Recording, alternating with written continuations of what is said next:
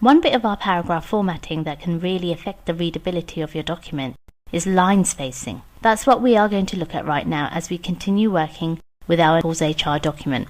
If you've jumped to this lesson, you need to catch up, go to the Chapter 4 folder of your exercise files and open up HR2. And we're on page 2 here, where we do see a number of paragraphs. 2 of those paragraphs are much longer than the others, which are single lines. But each of these have at least one return after them. And as you can see, the line spacing, which is the spacing between the actual lines in the paragraph, is maybe a little bit compressed. In other words, if we were to space it out some more, it might be a little easier to read, and this can be very important, especially for longer documents where an audience has to spend a lot of time looking at the pages of your document. So let's see what we have first, and then let's make some adjustments. We'll click anywhere in the first paragraph. Now to adjust line spacing, we go to the paragraph section of the ribbon with the Home tab selected. And it's this little guy right here, it's a double arrow pointing up and down. This is a drop down button, and when we click this, we will see some presets to choose from. Notice the check mark next to 1.0, which we call single spacing. And that happens to be the spacing that's being used currently in our document. It used to be the default single space, but people found that it was a little bit too difficult to read, and a new default came along, which was 1.15. Notice when we hover over this, there is a live preview in the background, and we get to see that indeed. It's a little spaced out compared to the paragraph below, and that's a little bit easier to look at and read. Of course, if we wanted to, we could go to 1.5 spacing. That's a little too much. Double spacing, these two are typically used for printing out documents and then being able to make notes in between the lines. Then we have some other presets here that simply just space out the lines even further.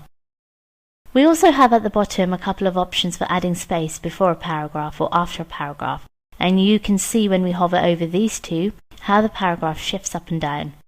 We'll talk about the spacing after and before paragraphs momentarily, but for now I think 1.15 is a good option. So let's just click in our document and select everything on this page. Next we will go up to the line spacing drop down and select 1.15. When we select it, you can see it is indeed a little bit more spaced out, but it is much easier to read. Just keep in mind that when you do go from the old default of 1.0 to 1.15, 6 pages can turn into 7. So you do increase the length of your document, something to consider for very long documents that are going to be printed.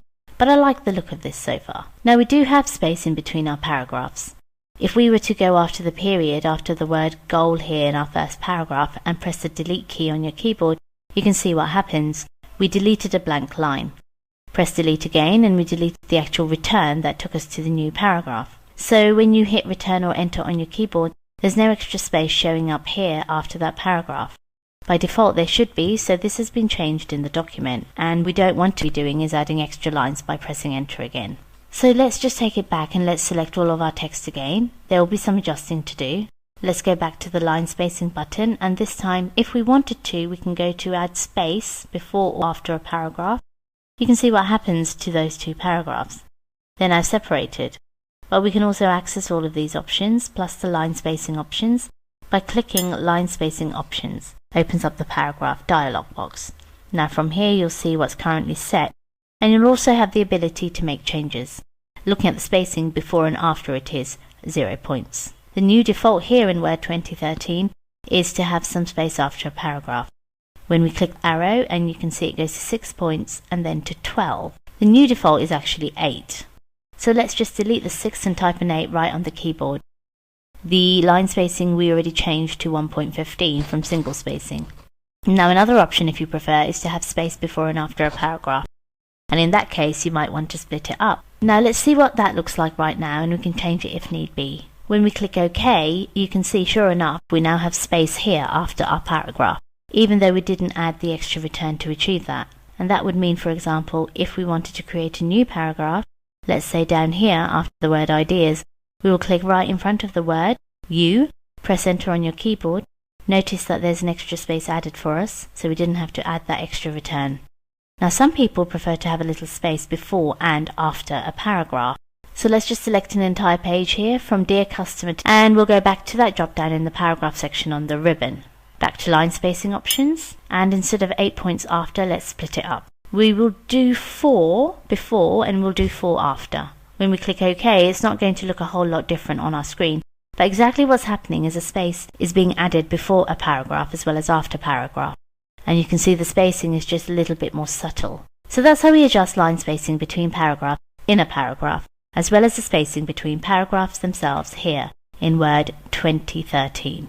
Again, consider readability of your document, the type of document, and the length of your document when changing these settings.